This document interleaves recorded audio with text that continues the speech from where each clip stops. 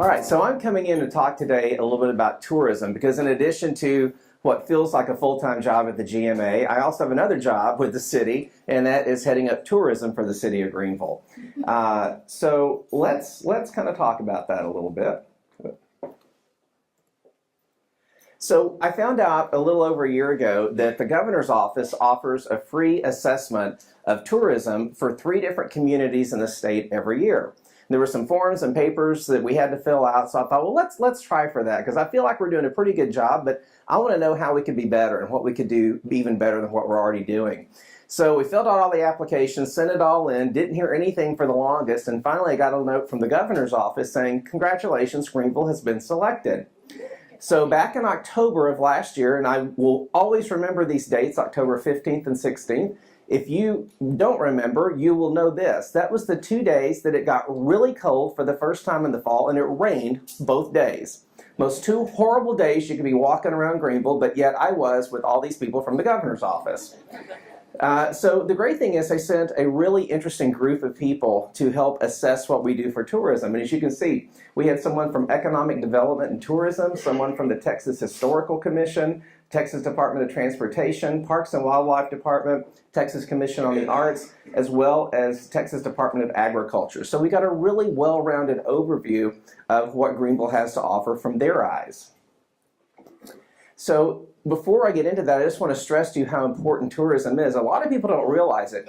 Tourism is the 2nd largest industry in the state of Texas, second only to oil and gas. So it means a lot to our state. So in 2017, estimated direct travel spending in Texas totaled more than $74.7 billion with a B dollars, a lot of money. This directly supported over 766,000 jobs and generated over $7 billion in state and local taxes. Now, how does that come down to Greenville? So for the same time period, total travel spending in Greenville totaled over $66 million, which is a lot of money for people coming through our town. This directly supports 540 jobs and generated $1.4 million in local taxes. So in the assessment, they gave us strengths and they gave us opportunities. I was really most interested in what the opportunities are, like where can we be better, what can we do better? But I'll start off by the good stuff, our strengths. They said, first of all, we have a really active tourism program for a community our size. Second, they said that the brochures that we offer are really nice, are well put together, and have a lot of great information. And then we had them meet with several different city officials and local businesses, and they were very impressed with the attitude of support by the city and all the local offices that we introduced them to. They said that that is critical for any successful tourism program. So now for the good stuff. Where can we be better? Lots of opportunities. The first thing, and I totally agree with this, Greenville needs a brand. Determining a formal brand will provide us tourism promotional efforts with a guiding image. Like right now, if you look at the Greenville logo, you've all seen it. It's green and blue. It just says Greenville. But it doesn't really tell you anything about Greenville except that we're somewhere in the north part of Texas because that's where that little star is within the state of Texas. So we want to come up with some sort of a brand for Greenville. Our brochure should be distributed in a wider array of locations. Believe it or not, just because you're a hotel in Greenville does not mean that they're going to deliver or have our brochures available for guests. The larger hotels their brochures are all controlled by a company that has these brochure racks, and you have to pay to be in the brochure rack. So there are several hotels in the city that don't even give out our brochures to people that are coming to stay in town. So we need to work on that. Bottom line, they said Greenville tourism program is well developed and supported, but could benefit from clear visioning and predetermined goals and objectives, which I agree. So some specific things, our website. Now, a couple of years ago, the city of Greenville, we spent a lot of money and a lot of time completely redoing our city website. Now, it's a whole lot better than it was. I'll preface it with that. But there's still a whole lot of room for improvement, especially from a tourism standpoint. One of the things that they said, we really need to clean up that visit section within our website, and I agree. Right now, if you go to the visit section, you'll find mixed in resident information, which really shouldn't be there. This second one's totally on me. It said, consider less descriptive paragraphs are replaced with links to partner sites. I like to be descriptive. I like to tell people about stuff, so I have to force myself to edit myself a little more. Partner with the museum and periodically post photos of exhibits at the museum. That's a great idea, and we've already started working on that. Include nearby lakes and also include commerce within our website. That's one of my specific questions for them. I said, should we really just focus on Greenville or should we include the surrounding area? Because there's some great assets around us. They said, absolutely include the surrounding area. Because for commerce, they've only got 2 hotels. So if people choose to want to go to the Northeast Texas Children's Museum or go to the planetarium or go take in one of the great performances or shows at Texas A&M Commerce, it just extends their stay, and chances are they'd still maybe spend the night in Greenville because we've got a lot more hotel options for them. Another big opportunity is social media. We need to develop a social media strategy, which I think every company, every city, everyone needs to do this to be successful. They said we need to create a tourism Facebook, Twitter, and Instagram profile and add links to our website. So for me, I'm a Facebook user. I'm not a big Twitter user. I don't know anything about Instagram. But you know what? Younger people only use Instagram and Twitter. So if we really want to appeal to a broad array of people, we have to have presence within all those different social media platforms and not just Facebook. For instance, within Facebook, currently if you go to Facebook and look up City of Greenville, you're going to find at least 5 different Facebook pages, all run by different aspects of the city, different people, and it's very confusing, and there's not really a good tourist one, but we've made one now. So we need to work on that. And then collect email addresses from interested visitors and then send out like a monthly e-blast or e-newsletter, letting you know, here's what's going on in the city. And I got to tell you, there's a lot that goes on in Greenville. I mean, for people that think living in a small town, there's nothing to do, let them spend some time with me and I'll show them different.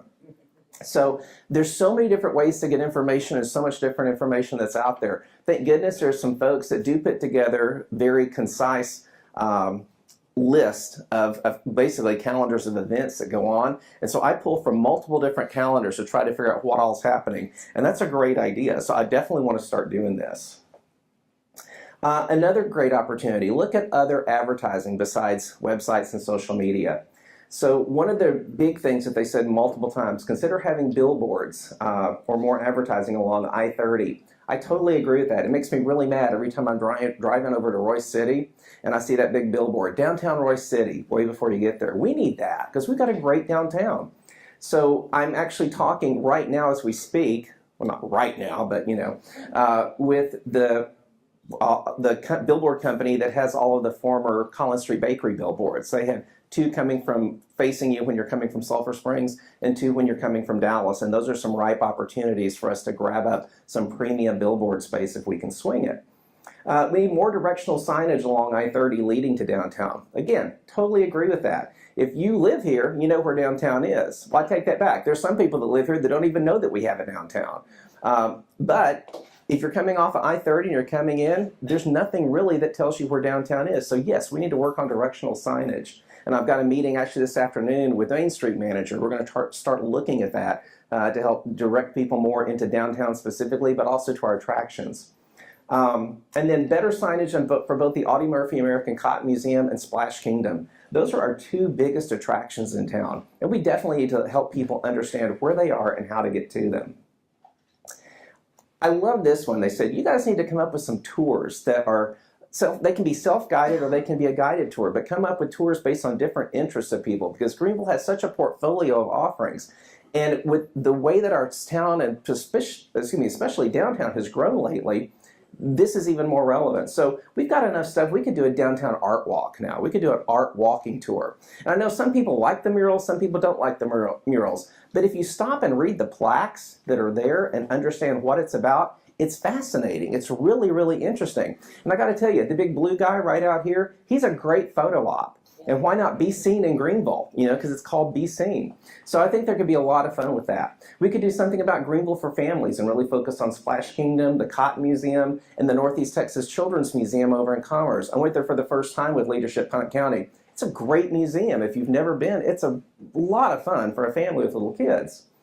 We could do a Greenville for adults. I mean, I don't know how many of you have ever done the barrel room tour at Landon Winery. Don't plan on doing anything else the rest of the day. But it's great. And I have to tell you that when we were here, or when the Texas folks from the governor's office were here, we took them to Landon Winery. Bob did a special tour for us back in the barrel room. And I'm very proud of the fact that one of the folks from the governor's office said, you know what, I've been on a whole lot of winery tours. This was by far the best one I've ever been on. So that's great. I mean, we need to talk about that and we need to promote that. You can also do a Greenville for history buffs because we have so much rich history in our town. We've got plaques all over, we've got historical markers, there's one right in front of this building, and there's even more fun stories and stuff. And I know I've had a couple of people come talk to me that said they would love to be able to direct tours or take groups around town because they're just very passionate about it. And that's what you need. You need those folks that live here, that have been here for a while, that are very passionate about our community. So that's one of the things I want to work on. Some specific thoughts on downtown because they were very impressed with our downtown. Biggest thing, they said, first of all, you guys need to invest more money in your town, in your downtown. And I agree. But then when you're also having to pay for streets and infrastructure and all these other things, you just have to kind of weigh out where the best way is to spend the money. So one of the things for downtown, wayfinding signage, which we're going to be talking about that this afternoon in some meetings, to help people find a way around. Do you know that there's not even a sign anywhere to direct people to the Chamber of Commerce or the Convention and Visitors Bureau? Not one in this town. So we can correct that. That's an easy fix. Cohesive beautification efforts to include enforced building codes, planters landscaping, nice trash cans, etc. A lot of you know, particularly here on Lee Street, there's those beautiful old lampposts up and down the street that are really pretty. And there's the nice green benches along a large part of Lee Street. Well, there's a grant that we were able to get, and I know that we're expanding that farther east on Lee Street.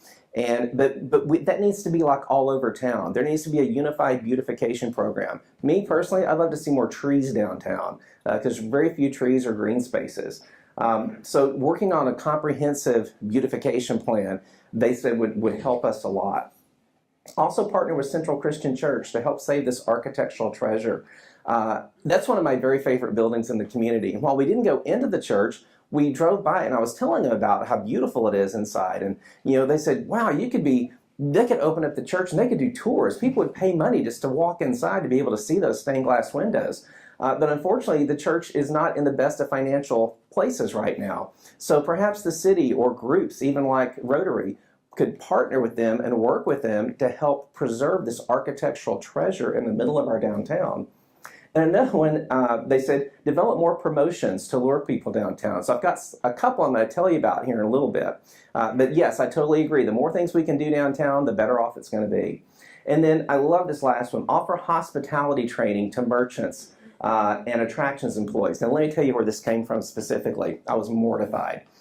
We went to a restaurant, a local restaurant here in town, I'm not going to name it, and one of the people from the governor's office said, so what's your favorite thing on the menu? The person responded, oh, I don't know, I never eat here. No, you can't do that. That's awful. No. So I did some backpedaling real quick with that person, but here's the thing. Every single restaurant in this town, every person who works in a restaurant that's a server, they need to be able to tell people 2 or 3 other things to do while they're here in town. Oh, well, why don't you go try out the museum? Oh, why don't you go shopping downtown? Oh, why don't you do this?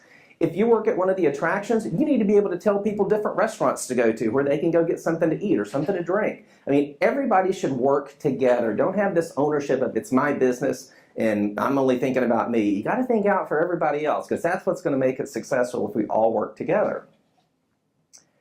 So a summary that they gave us, then I get it. First of all, this was 100 pages of information that they returned to me after this assessment. So I've given you little bullet points and bite-sized nuggets of it.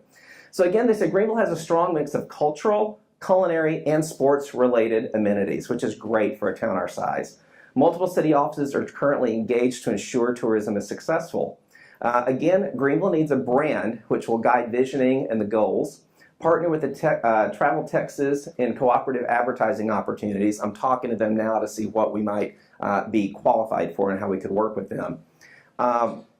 Target marketing efforts to Greenville's drive markets, such as Dallas, Fort Worth, East Texas, and Oklahoma. We already pretty much do that. That's where the focus of our advertising dollars go. And then there's several well-developed pieces in our current tourism program. Now just join them all together under a common vision with a targeted program. So what I want to do now is kind of share with you a little bit that we've been doing since we got all this information and had some time to digest it and kind of show you where we're going. So first of all, let's talk about brand. They talked about Greenville needs a brand. Well, we're not going to go off and change the logo on all the water towers, all the city vehicles, all the city uniforms, everything like that. But I do want to come up with a tourism logo, something that really helps the people figure out, okay, Greenville has all this stuff going on for it. So this is the current logo up there that you see. And what we've done is we have stolen a great idea from our own Parks and Recreation Department. So I really like the logo that they came up with for their programs, and I modified it for tourism. So this is the new tourism logo that we're working on. So as you can see, the little circles represent the various aspects that Greenville has going for it. The first one represents history and history and our rich heritage. The second one represents music and entertainment. The other one represents culinary and our winery. And the last one represents the arts, both performing and visual, because we have a whole lot going on, again, for a town our size. The tagline at the bottom will surprise you. I'll show you in a minute how we got to that. But that's kind of a culmination of what we've been saying, but now it's a lot more concise and it's very visual for people. So kind of where we've been. When I first got here back in 2015, that was the brochure for the city of Greenville. And it wasn't even a brochure, it was a two-sided flyer, front and back. So it says Greenville, the heart of Northeast Texas, and there's a whole bunch of information in small type that you can't read at the bottom. And I thought, okay, over half of that is some non-existent sign that's not even here in town. And I said, we've got to be able to do better. We've got to be able to showcase more of Greenville. And then when I would talk to my friends, as most of you know, I used to work for Disney and I've lived in different parts of the country. But when I first moved back, my friends were really concerned that I'd lost my mind coming back here. And so friends from New York City would call, are you okay? How are you doing? I'm like, oh, I'm great. I said, you know what? We got this really cool winery in town. They're an award-winning winery, and it's really good wine. They're like, really? I'm like, yeah. I said, you know what? We got this public arts program. There's these murals popping up all over town, and local art. I said, it's really cool. They're like, wow, I had no idea. And I'd say, you know what? We've also got all these entertainment venues. We've got this lady that was born here that I went to church with when I was a kid. She spent millions renovating a gorgeous theater, and they're like, wow, I had no idea. So people are all generally very surprised when I would tell them what Greenville has happening. So we went from that to this in the middle, and it's Greenville. And this was a spring version. So the spring events with a twist. We're ready to surprise you. Because that's what people would always say when I would tell them about Greenville. They were generally surprised to find out what all we had going on here. So I thought, well, let's build on that. Let's keep surprising people. So this particular ad was obviously an April ad for the Hunt County Fair, because we'd always want to promote that. That's one of the largest events in town that brings by far the most people in at one time of the year. So we went from that and kind of modified that as we kept building our portfolio of photography, because we've been building and building and building, getting great pictures and great photography. So currently our ads look like this last one from 2018. Again, I'm putting one of our greatest assets forward, the Texan Theater. And again, this one, North Texas with a twist, because we have, how many towns our size have art events where families go downtown to look at decorated bras, okay? Bras for the cause. That is definitely something with a twist, and not everybody else does. You know, how many towns our size have a fiddle festival that have people come from all over the world to compete? Not many. So those are some really unique events and things that we have. So Greenville, North Texas with a twist, we're ready to surprise you. But you know what? That's still not good enough. That's where we're at now. So based on all the information that we got from the tourism assessment group, I want to show you, this isn't an ad by any chance what I'm about to show you, but this is a direction of where we're going.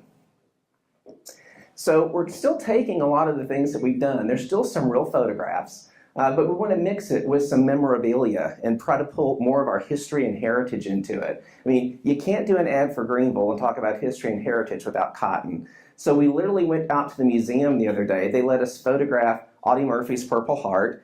We got to photograph one of Monty Stratton's baseballs with Jimmy Stewart's autograph on it. We got to photograph cotton balls, all these other things. They let us take a bunch of amazing old postcards and things that they have. So basically what we're going to do, we condensed, instead of North Texas with a twist, we're ready to surprise you. It's Greenville. We'll surprise you. You're going to be pleasantly surprised when you come here to visit. So this is kind of a new direction. We don't have any ads with all this in it yet, but I'm working probably later this week and after we get back from Austin next week to start coming up with the actual ads. So I'm really excited about where it's going. I think it's going to be a great statement for the community. And I will tell you, nobody else in this area is doing any kind of an ad that looks anything like this. I think it'll help us stand out in the market as well. So it talked about, they said you need a tourism dedicated Facebook page. So we did one, we put one together.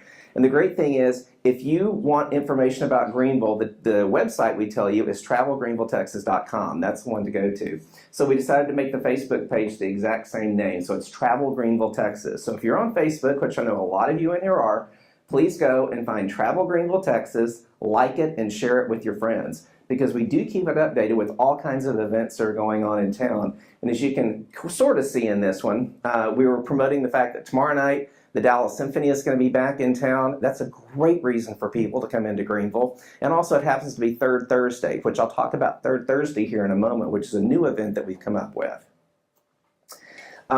So Third Thursday. The merchants in downtown want to be more available to people. I mean, let's face it, we are all very busy. We're in a very busy world these days. And people work Monday through Friday. They don't necessarily want to go shopping on the weekends. They can sit at home in their pajamas and shop on their computer.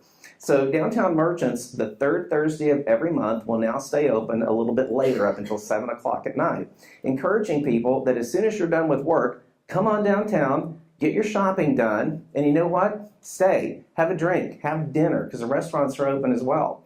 A lot of the merchants are offering special deals and discounts and promotions. So it's really a lot of fun. So this particular month, we also happen to have the Dallas Symphony in town that evening. So if you're a member of the Symphony series, or you're planning on going to the concert tomorrow night, because it will be a stellar concert, I got to tell you. Come on downtown early, spend the evening. You know, go have dinner, go do a little shopping, have drinks, go to the show. It's a great, great evening in downtown. That's what Third Thursday's all about. Now, the other thing that we started that I'm really thrilled about is we have brought live theater back to our community. Now, how many of you have been here forever and remember a group called the Blackland Players? Yeah, a lot of you do. And how many of you ever worked in or know about the Follies? Yeah, everybody should raise their hand on that one. Well, they're both gone. They're not around anymore. And you know what? We knew that there are a lot of people in our town that are very, very talented, and they love to be on the stage, or they like the backstage part. And I thought, you know, personally, I'm one of those people, I like plays and musicals. I like going to things like that. And we just didn't really offer that here. So we happen to have someone who moved to our community that's incredibly qualified to take on producing shows and things like this. And he readily agreed to do it. And I was able to talk to Summer, our city manager, this last year during the budget process, and said, you know what, I know I get a certain amount of money to bring acts into town, but I want to try to take some of that money and create this new opportunity and this new venture, which the city would back, and it's Greenville Theater Works. So basically, Greenville Theater Works is a new entity, and we're going to be producing 3 plays every year, starring you or your friends or people you know. We did our very first show back in January. We did Steel Magnolias. And I was really blown away with the success of it. We had over 850 people that came downtown to see Steel Magnolias over the 4 performances, which was really good for a very first time out the gate doing something brand new. It was really, really well received. The biggest thing that I heard over and over when people were leaving the theater, they were thanking us for bringing live theater back to our community, which is just something that we really didn't have. So our season will continue in April with The Odd Couple. Matter of fact, if you want to be in The Odd Couple, we need 6 males, 2 females. Auditions are next week. And that's going to be April 26th through the 28th. There'll be 4 performances. And then we're going to end the season in September with a really fun show called Noises Off. And not as many people have heard of that one, but I'll tell you, it takes place in a theater, and it is about a theater troupe putting on a show. You can obviously tell something's going wrong. It's not going the way that it should. And it's this big 2-story set, believe it or not, that's on a turntable. I don't know how we're going to do it, but they tell me that yes, we can build this and make it work. So Act 1, you see the show, but you hear all this weird stuff going on that you know is not supposed to be there. Act 2 comes about, the curtain opens, and the whole stage has rotated around, so you're looking at the backstage now, and you actually see all the chaos that was ensuing during the opening act. So it's going to be a lot of fun. If you would like to help us and be a part of this venture, we will take all the help and assistance we can get, not only starring in the show or working backstage, but I also have sponsorship packets. We're taking sponsorships. And we also are selling advertising in our playbill. And the playbill's really, really a nice piece. But like I said, we had 850 people that came to see Steel Magnolias. I can only hope and anticipate that those numbers continue at that level and continue to go up as word of mouth gets out there. So those are just some of the things that we have been doing based on all of this information that we got from the tourism assessment team. And again, a lot more still to go, but I can only do so much at a time. All right, you guys have any questions?